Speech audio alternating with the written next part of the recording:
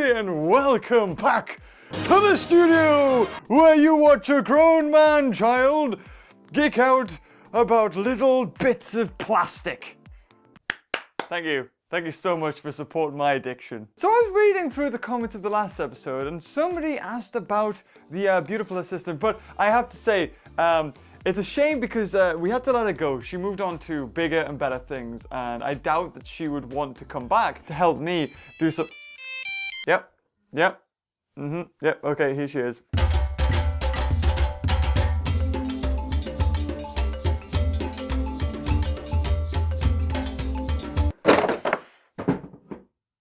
Yeah, okay, thank you. Oh, God.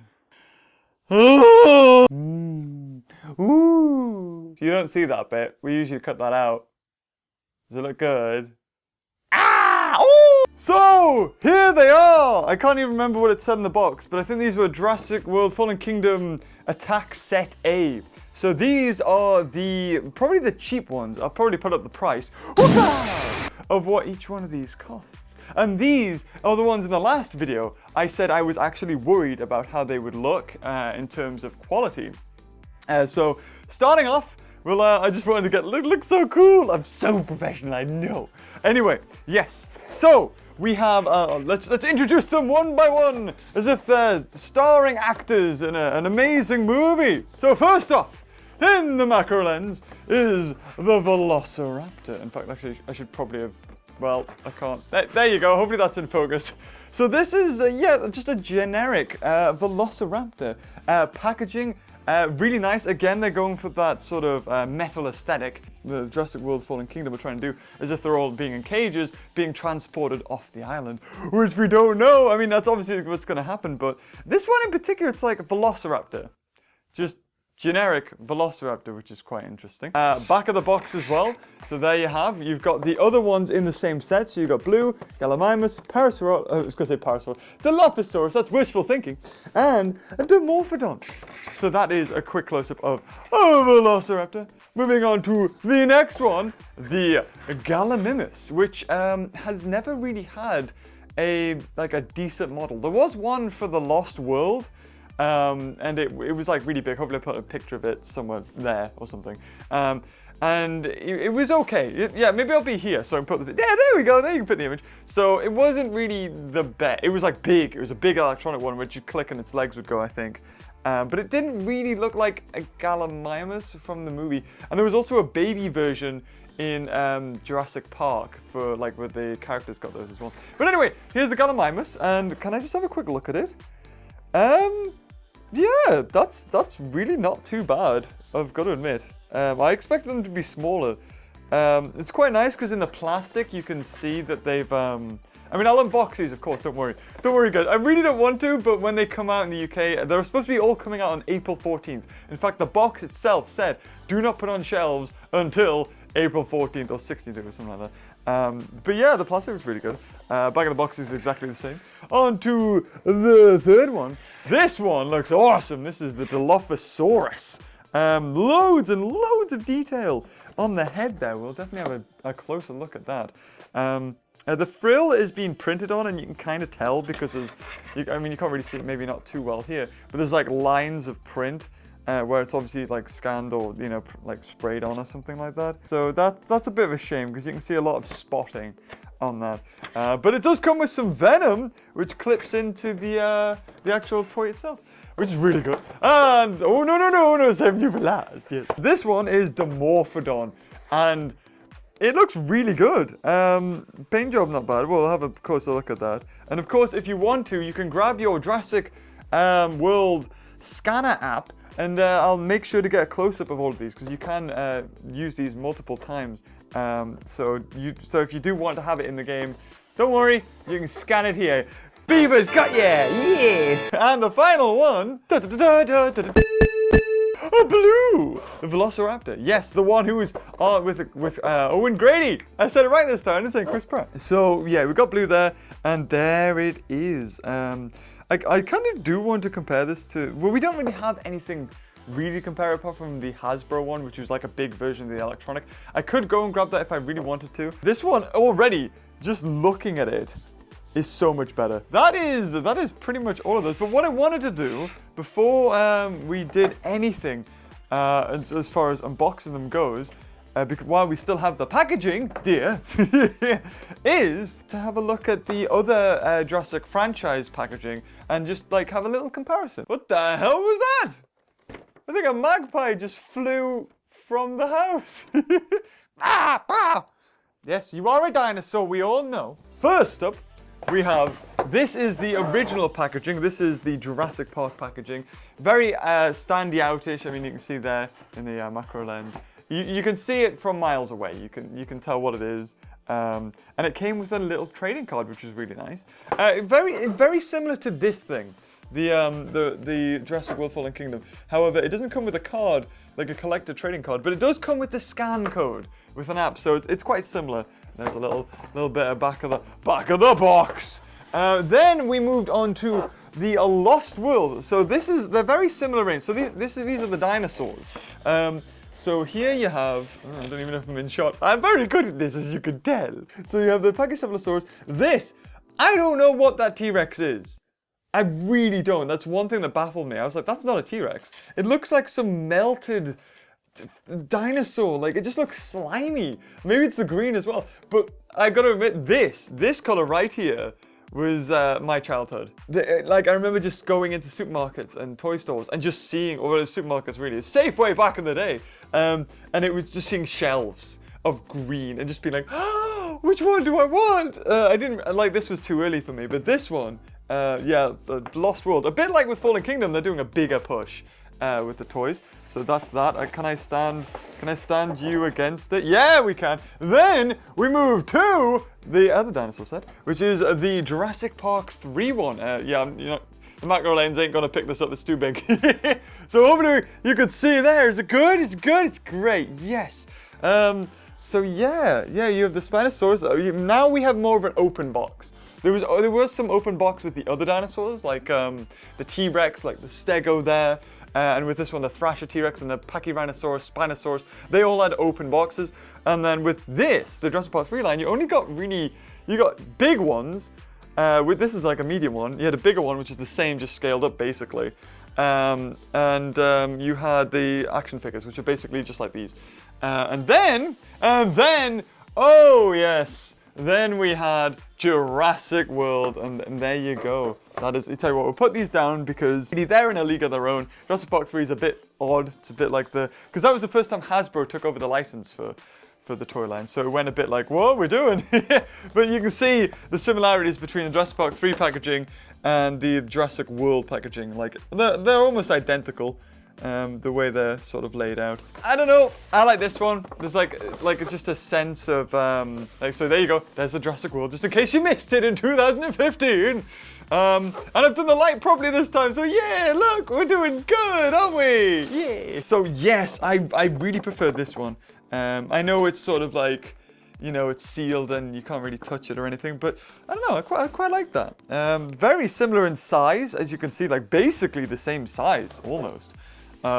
I don't know how much, like as far as quality goes, much better on this one. Already, like inside the box, I can tell it is much better. I don't think it has an action feature. That's the only thing.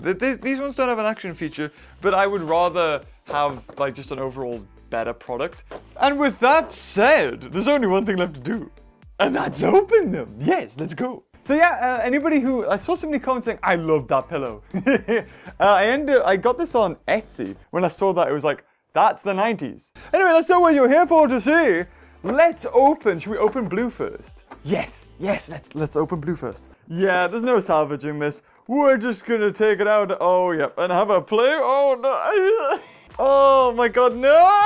It's like, that's the worst. What you wanted to do as a collector is to ping off without doing this, but they've used some really strong glue on it. Oh no. Oh, there you go. That's what you wanted. You wanted to peel. There we go. There you go.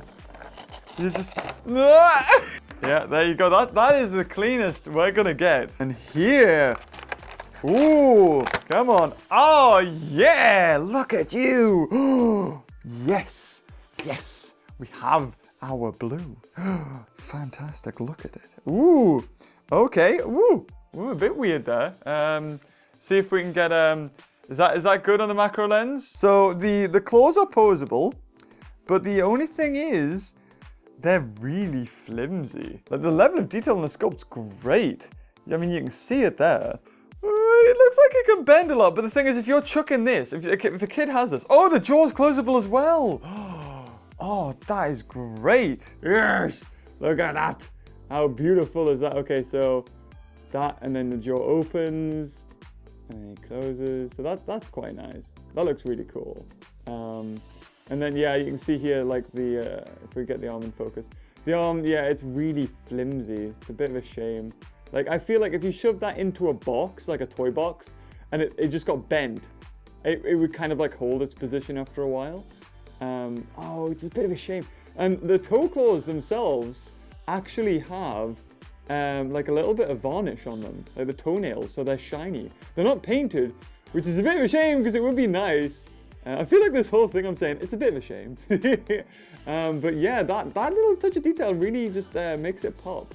I don't think the claws up here don't have that, but the toes definitely do, and you can see them really stand out there. The feet are big, really big feet, but it's for balance because, I mean, they've listened to all of us talk about the Hasbro toys and how they can't stand, but that's perfect. Look at that. How many different poses can we put it in, or is it just like stationary like that? Can we move the leg? So let's get him like into a running pose. You can do it. The tail doesn't. Well, the tail can't move. But now he looks like he's just going into the floor. So yeah, it's not too bad. That's not bad at all, really. Right, what do we do with the packaging? That's right. Yeah, it's almost like this is a like a cheapy version of Papo or Schleich. That's what it feels like with that jaw, because a lot of those dinosaurs have jaws that can move and open, but they can be quite expensive. So if this is like, I'm guessing it is going to be cheaper. It's cheaper, it's posable. The level of detail on the sculpt, like if we can get a close-up of the head, all of those, all of the scales and stuff. So the quality is definitely there, like the inside of the mouth as well. Like the teeth and the tongue have been painted really well, actually, for like such a little fiddly bit inside the mouth. I mean, there's my finger. I've got big hands. So yeah, like the quality of it, like all the wrinkles and stuff, it's really good. Unlike with yeah, it's definitely, if I've got to say something, it's a step up from Hasbro. 1,000,000% a step up from Hasbro. But if you compare it to something, hey, hello, it was something like that, you can, like, this looks better.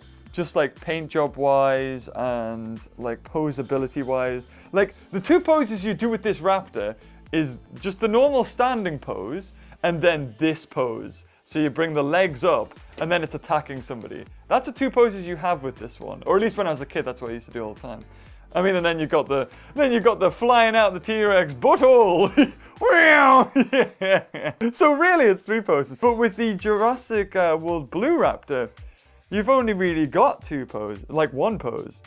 So like you have, I mean, you got like mouth open and closed, which that is good. That's better than that one where you can't just pose it open.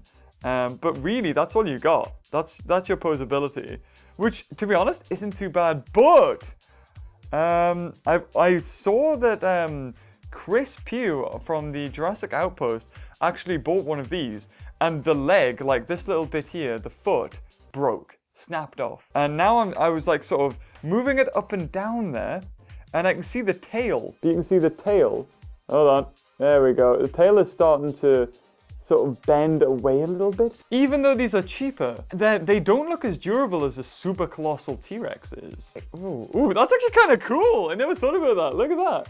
So yeah, it can only move up and down, but he can stretch. Look at that. Oh, that's really cool actually. Like, it's like when you get a, oh hold on, is the mic okay? Mic okay. It's like when you get like a model in like Maya, like a 3D model, and you just like start moving it around for the first time.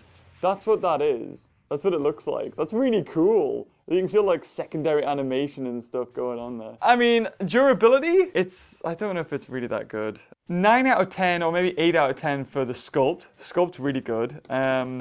quality, I think overall quality, I'm gonna give it a 6 or 7.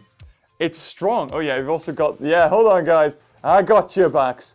So that's on 1 foot and there you go. There you go. You don't even have to pause the video. I'll hold it up for you. But that is a solid B.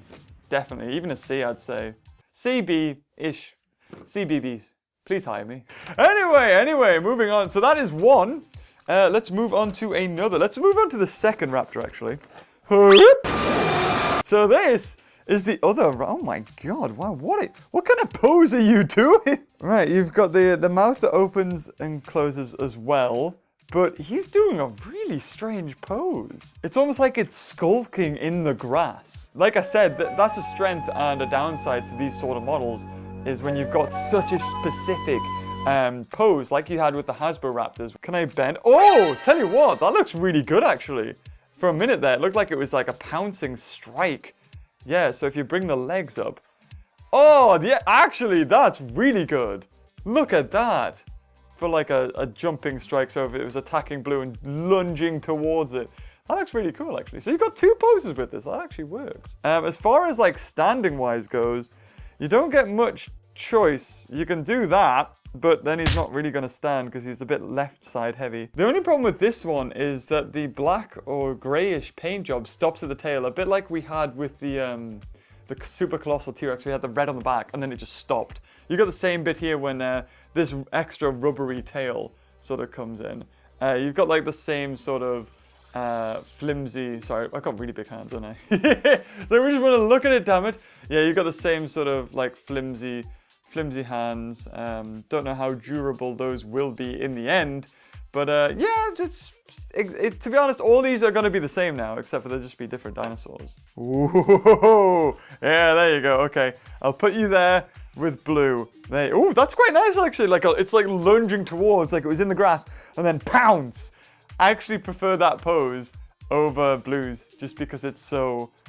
You know, it's got, when it comes to animation, you need like anticipation and release. And that's like the release of the you know, getting crouched and then bam, and then it jumps. So I quite like that one. Blue's more of a, I'm blue, hi. On to the Gallimimus. Oh, oops, sorry, almost forgot. There you go, see? No, don't say I don't love you, because there it is. So here is the Gallimimus, which I think a lot of people commented on that it was a bit like a Struthiomimus. So oh, that's quite nice. Look at that, we got head articulation, because you don't have a jaw. But look, that's great.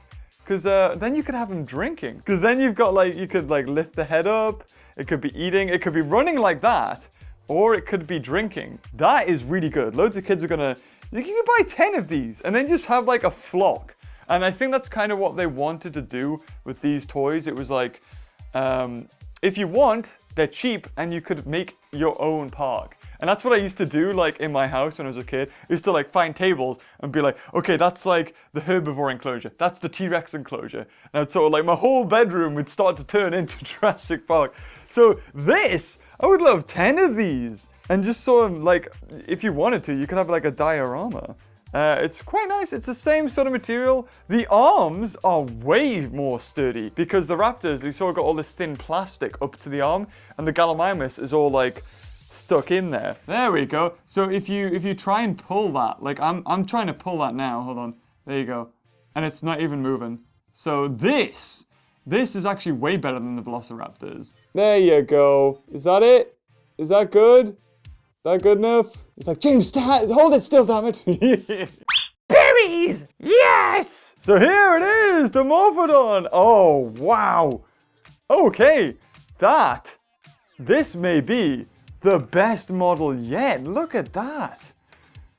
Like, sometimes when it comes to packaging, and especially Pteranodons, you either end up with like a flat pack thing, or something that's equally weird in the other way. But this, look at that. That is it. That's perfect. That looks so cool. Like you can, like, it can flap up and down. So you've got this sort of pose as if it's perched on something. And you can even like rotate the wings. So you've got up and down and then it's on like a ball joint. So you can proper rotate those. Yeah, this is really good. The level of detail on the head. Like, you can open and close the mouth. Look at that. Oh, and you can tilt the head as well. Oh, that's it. I think we found the best one in the set. It's Dimorphodon. So you've got like this sort of downy feathers here. And then even on the wings, you've got like little bits of detail on there. This could be so easy to make it like completely smooth, like baby smooth. But they haven't. Like, you can tell like the amount of detail. That, oh, which finger's gonna stroke? Yes. Like, yeah, if we get the light right on it, you can definitely see the amount of detail. And then you got the head as well. Like, that head, like the fact that you can move it up and down like that, and then you can open the mouth. That is so good. That's blown me away out of everything. It's been the Dimorphodon. I thought it would be maybe the Gallimimus. The Gallimimus is good, the fact that you can move the head up and down. But this, you got ball joint for the wing. Like, if you look at here, you got this whole ball joint. You can move it up and down, basically turn it whichever way you want.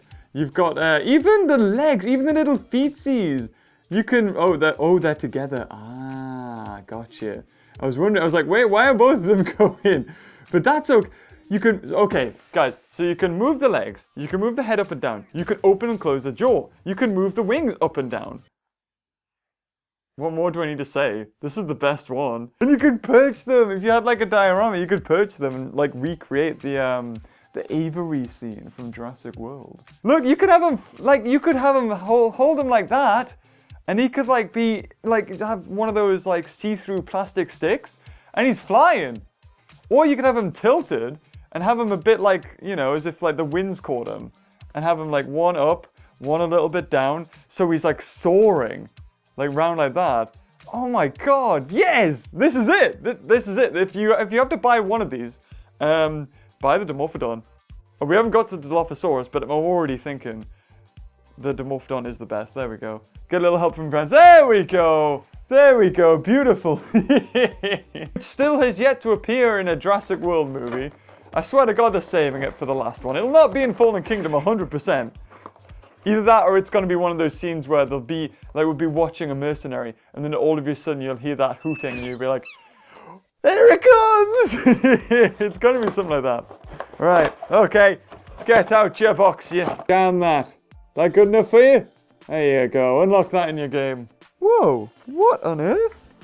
Ah! Wow, this is a little bit of spit, and you're gonna lose that in 2 seconds. If this is a kid thing. Oh my God, it's tiny.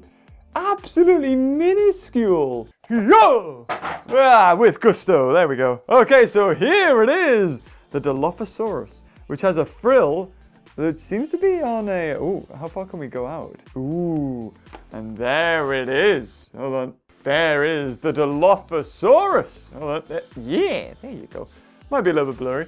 It's okay. The jaw doesn't open and close. It does have like a little bit extra paint job with the frill.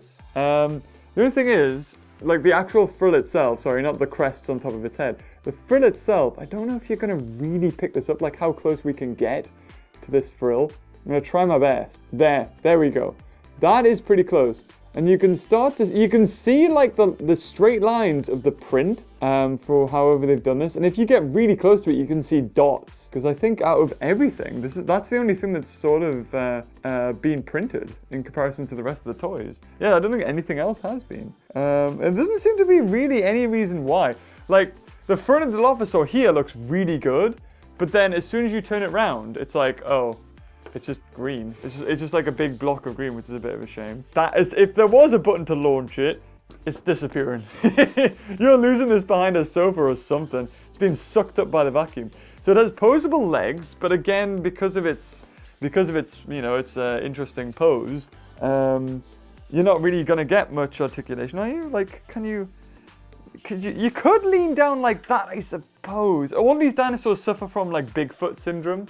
So they have like really big feet to compensate for their balance, which I'm okay with, except for Dimorphodon, because it's got like, because it's so low to the ground, like its center of gravity, and with the tail for balance, like this thing is not, it doesn't have a problem standing at all. And like the size of it, it's way bigger than anything. Like all these dinosaurs, they're long, but not wide. But this guy, he's long and wide. I love it. I think that's the best one. Yeah, almost forgot. Yeah, I would have got loads of angry comments about that. And there it is. There is your Dilophosaurus scan code. And there they all are. So these, well, this is possible. I'm guessing there's going to be other ones because we've seen on the back of the box of that chomping T-Rex that there was going to be a Parasaur, there's going to be a Baryonyx. I don't know whether they're these ones or if they're even smaller. I'm hoping they're not smaller than this because if we have a look, I think I brought it up actually. This is the one from Jurassic Park, so I'll just put those to the side. So we've got Dilophosaurus from Jurassic Park, and this one you could squeeze and it would like squirt out water. And then you've got these, which were the little baby dinosaurs that came with like the human figures, which we are going to get actually. But again, they don't seem to be like the same quality of this because this is like a solid bit of plastic, whereas these ones aren't really. But yeah, even if you have a look, like the level of detail on the Mattel, this Dilophosaurus is way better than this. However, the paint job and overall like just idea and concept is much better in this Dilophosaurus. Like it could squirt water. The paint job looks great. It looks like the one from the movie. And even if there is a Dilophosaurus in Jurassic World Fallen Kingdom, I don't think it's going to look like that. It's probably going to look similar to this even. So that's kind of interesting. But anyway, guys, here, bring them all back together, yes! So if you enjoyed this video, guys, leave a like. And yeah, if I have to have a personal favorite, I would say Dimorphodon, 100%. I would say if I'm going to rank these, it would be Dimorphodon, Gallimimus, then Dilophosaurus, then the Velociraptor, and then Blue. But they're all kind of equal. I would say Dimorphodon is a solid 8 to 9 out of 10. For what it is, you couldn't get much better, honestly. Like the scale of it, and the detail and the posability, that's really, really good. Gallimimus, I would say that's a 7. Dilophosaurus is 6 to 7. Velociraptor is 6, and so is Blue. I would say that was a 6. So this one's strongest contender. If you're going to get one, get that. Level of detail, posability, paint job, beautiful. Stance, overall model, great. Maybe people aren't a fan of the Dimorphodon with like the T-Rex head for a head, but I mean, it's all personal opinion. Anyway, guys, if you enjoyed this video, leave a like, and until next time, I'll see you later. Bye-bye. Now you know what that means. There's only one thing left to do. Nom, nom, nom, nom, nom, nom. Did they mean that you could eat them? Is that it? Can you eat 20 of these? I really don't think so. And your frill. Can you get in? Oh, yay, he gets in. Oh no. Oh no, I think I got us stuck. Oh, please don't. Push him down. Get him down. Are they gonna pop out? Oh, there he is. And get the other raptor out. There we go, regurgitate that. Yeah! Well, that was fun.